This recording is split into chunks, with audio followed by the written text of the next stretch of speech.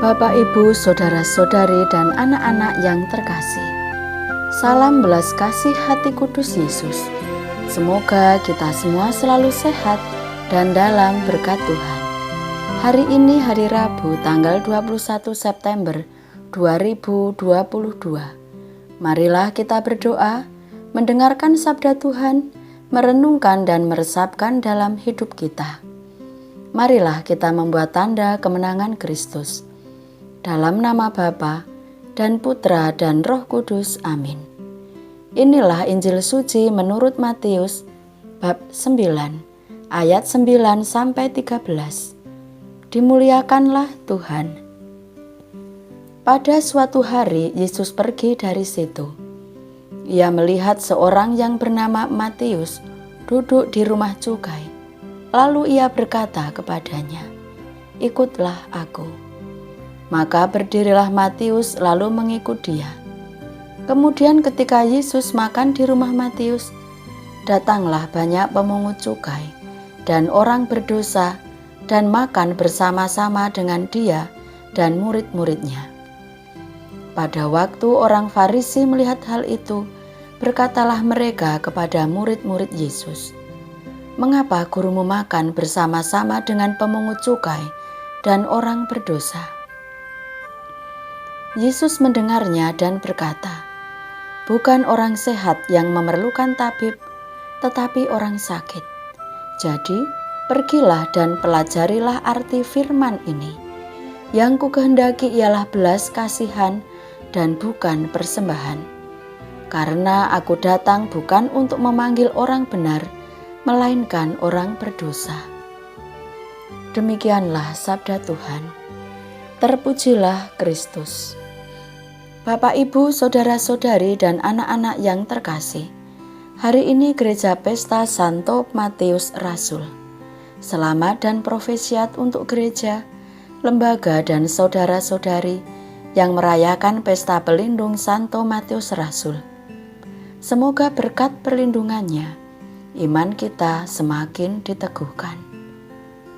Melalui Injil Matius hari ini, kita dapat melihat dan merasakan sapaan kasih Tuhan Yesus yang sangat menyejukkan hati. Sapaan itu diberikan kepada Matius, "Ikutlah aku." Bukan hanya memanggil Matius, namun Tuhan Yesus juga berkenan singgah di rumahnya, memenuhi undangan untuk makan bersamanya dan bersama sahabat-sahabatnya. Hal itu menimbulkan reaksi orang Farisi.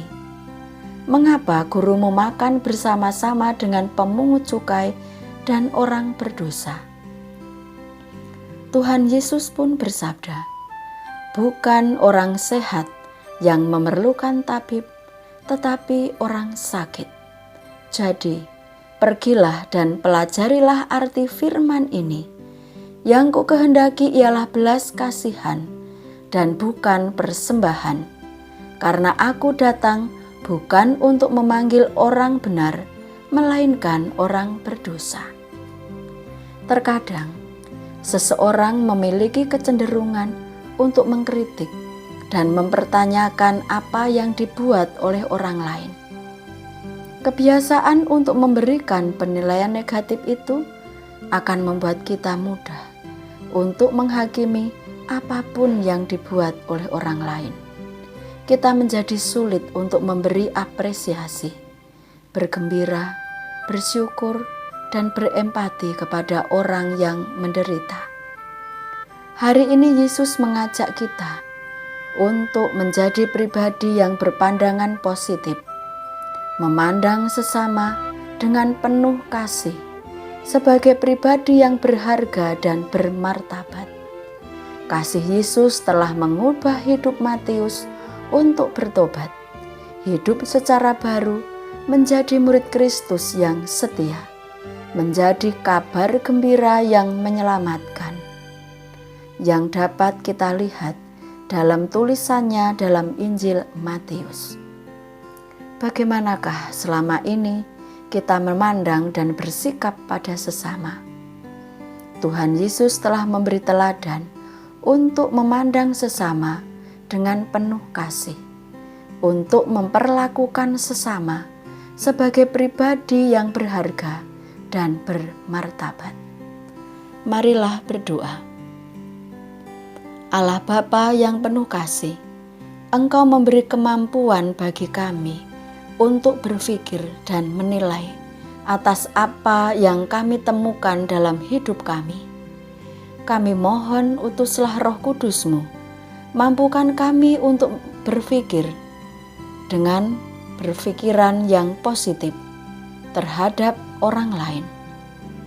Karena itulah yang dapat membawa damai sejahtera bagi kami. Jadikanlah kami menjadi berkat bagi sesama. Demi Kristus Tuhan dan pengantara kami. Amin. Dalam nama Bapa dan Putra dan Roh Kudus. Amin. Salam sehat. Tuhan memberkati kita semua. Amin.